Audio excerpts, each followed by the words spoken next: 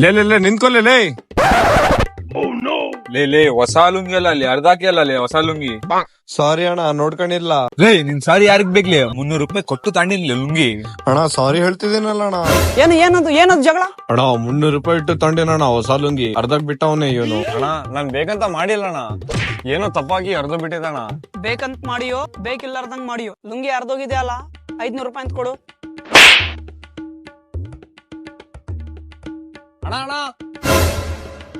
ಅಣ್ಣ ನಾನು ಅದು 300 ರೂಪಾಯಿ ಕೊಟ್ಬಿಟ್ಟಿನಲ್ಲ, ಮತ್ತೆ ಅದು ಲುಂಗಿ ನನಗೆ ಕೊಟ್ಬಿಡು ಅಂತ ಹೇಳು. ಅವ್ನು ಹೇಳಿದ್ದು ಕರೆಕ್ಟೇ ಅಲ್ಲ?